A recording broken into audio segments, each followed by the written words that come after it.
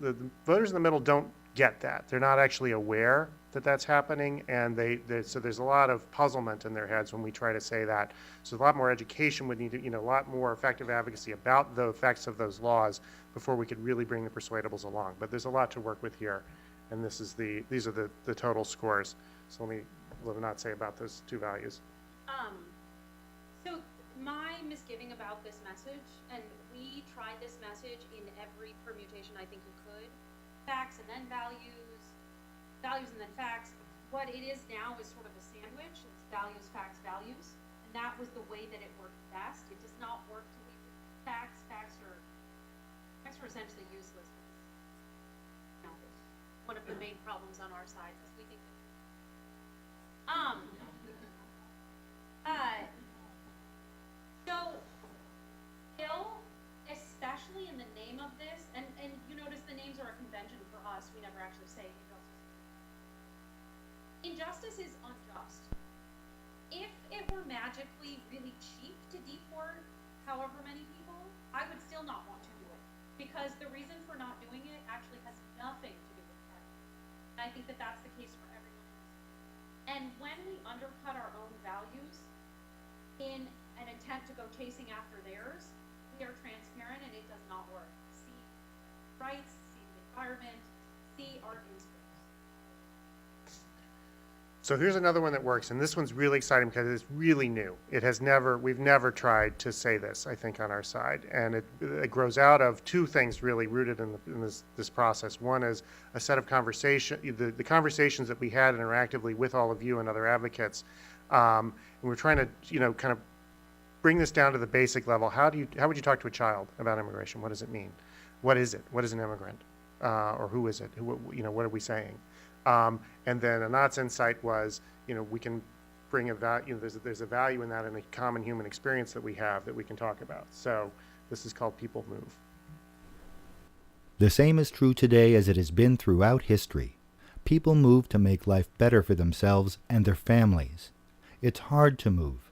To pack up everything and go to a new place takes courage. But you do it in order to put food on the table, to provide for your family, or send your kids to a decent school. Immigrant Americans move here for the promise of freedom and opportunity in this country. People move in order to improve life, and we believe that moving to make a better life for your family is one of the best things and one of the hardest things a person can do.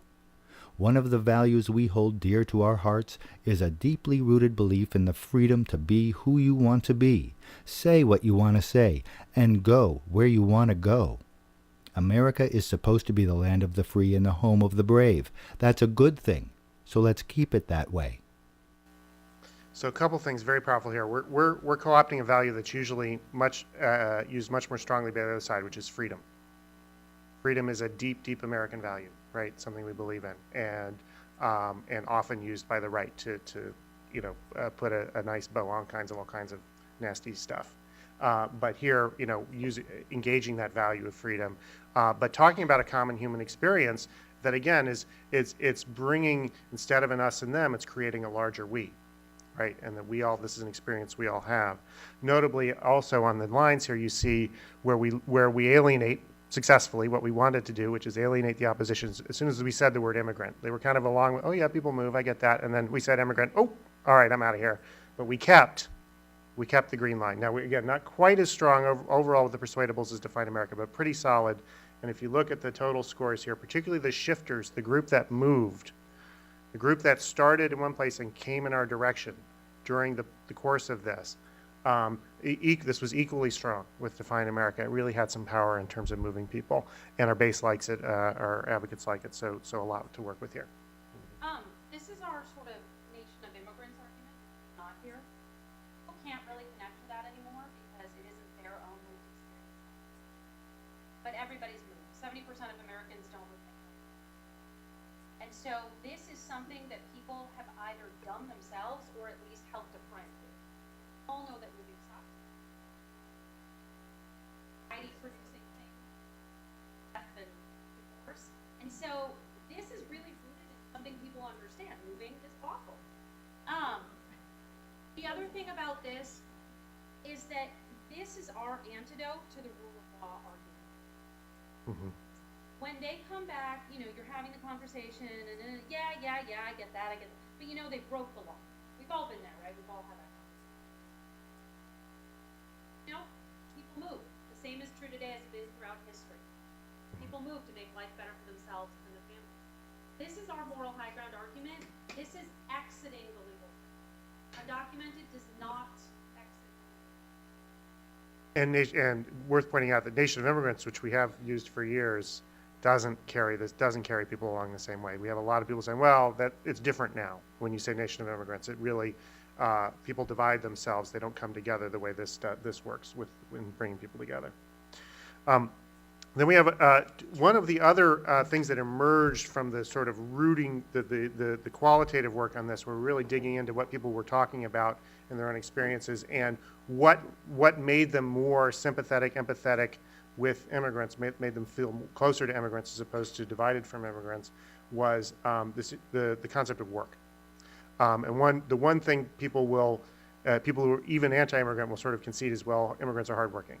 And so what can we build from that, again, with a shared value to sort of bring us together rather than divide us? And this is what we have. It's called dignity of work. Out of many cultures, our country's strength is grounded in our ability to work together as fellow Americans. From those who cook the food that we eat to those who create innovative businesses, new immigrants realize the value of working hard and doing your part in exchange for the blessings of liberty.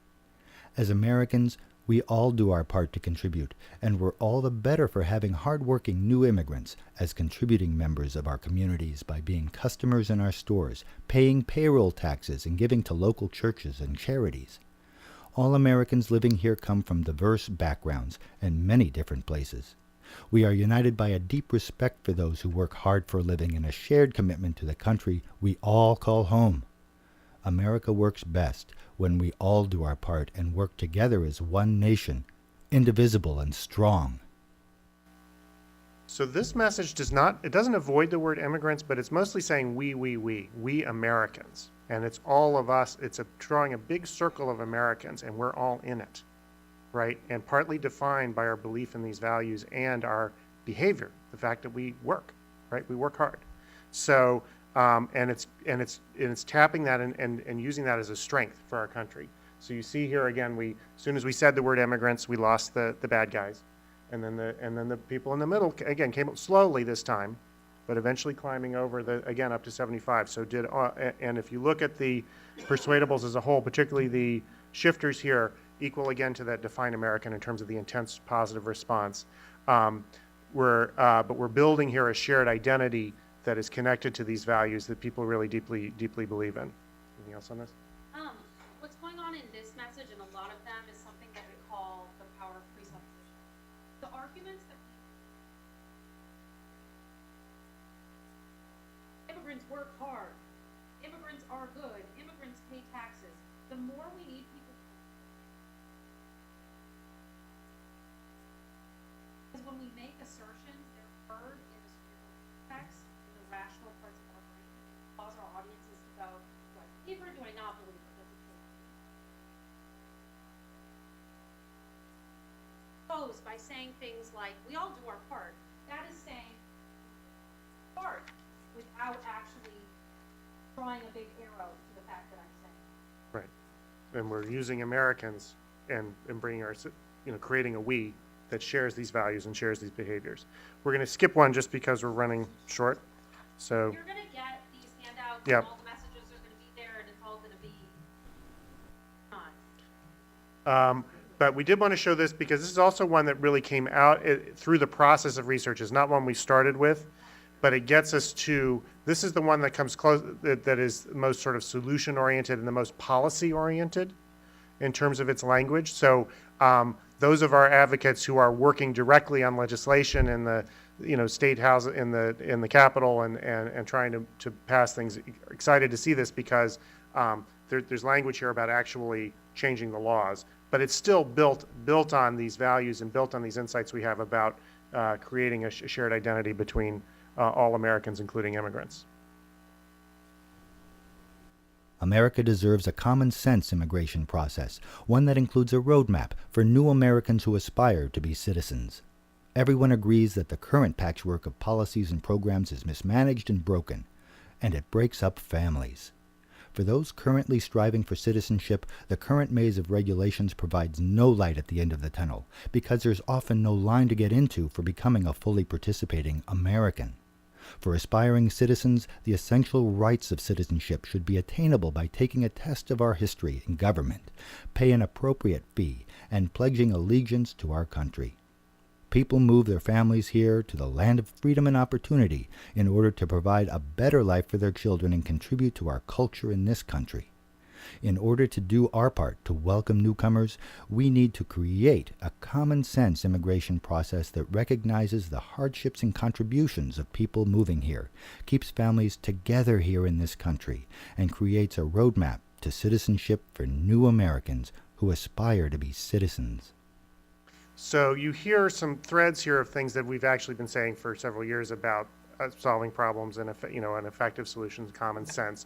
But instead of being an us and them frame around that, we built this on we as Americans, including new Americans, and talking about again, people moving. We borrowed some of these metaphors like people moving. People move here to the land of freedom and opportunity, provide a better life for their children, contribute to our culture in this country. So we're bringing together a lot of the threads that were effective, moving, contributing, the shared values, the shared experiences and freedom, but married to a kind of we need to address this, so more practically oriented.